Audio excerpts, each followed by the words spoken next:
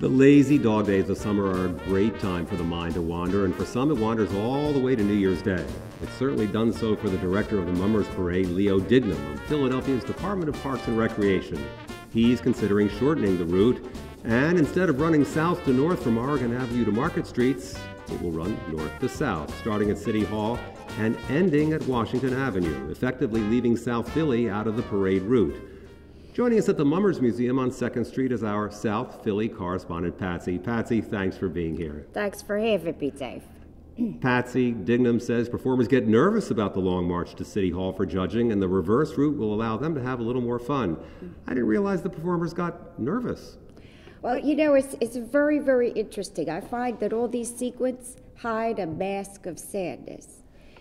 But I gotta tell you, my son Tommy, God bless him, he auditioned to be a mummer, but they did not take him because he has flat feet and he's allergic to feathers. But his best friend, Joey Garbarino, they did take him. So last year, when all this, oh, everybody's too nervous, they're not having enough fun conversations started happening, I went up to Joey before the parade and I said, Joey, tell me, are you having enough fun? And he said, Pats, this is the best day of my life. Every year. It's about history, it's about community, it's about Philadelphia pride. Have a Jaeger bomb. I said, Joey, it's 8 in the morning. He said, suit yourself.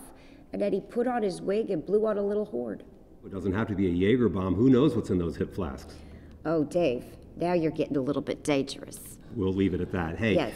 Let's hear from a contributor to Newsworks, Marilyn DiAngelo. She grew up in Packer Park in South Philly, and she's against the change. In an online essay, she wrote, quote, New Year's is the best day there is in the city of Philadelphia. On no other day of the year could you walk from Center City down to South Philly and be greeted by such exalted enthusiasm on each and every block.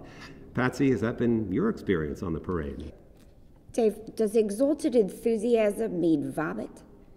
It could. Then yes. Next question.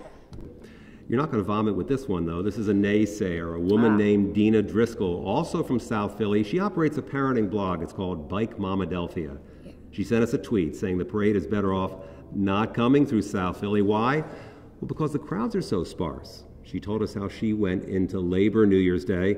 She had to walk from 16th and Reed all the way to Broad and Washington. Here's her story, Patsy. I walked up to Washington Avenue, stopping to lean on trash cans and light poles for mild contractions. My husband was running interference with occasional drunks, mystified by that really, really pregnant lady walking around. But no real crazy crowds, just men in gold shoes walking up the street sporadically. What do you make of that one, Patsy? You know, here's what I have to say. Where? Not enough mummers saw me have a baby, so let's cut their parade route. You know, if she was a real South Philadelphian, she would have given birth on 2nd Street after the parade was over. That's where the action is. We'll make sure she gets a copy of that sentiment. Hey, listen, let's also check in with Stoop.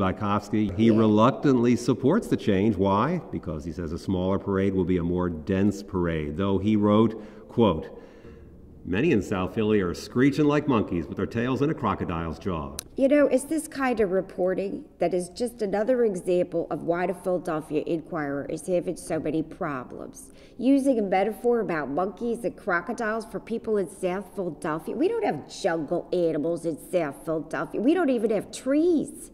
I mean, a better metaphor would be South Philadelphians are screaming like South Philadelphians who have just been told they can't park in the turning lane or Broad Street. Thanks, Patsy. Thanks for having me.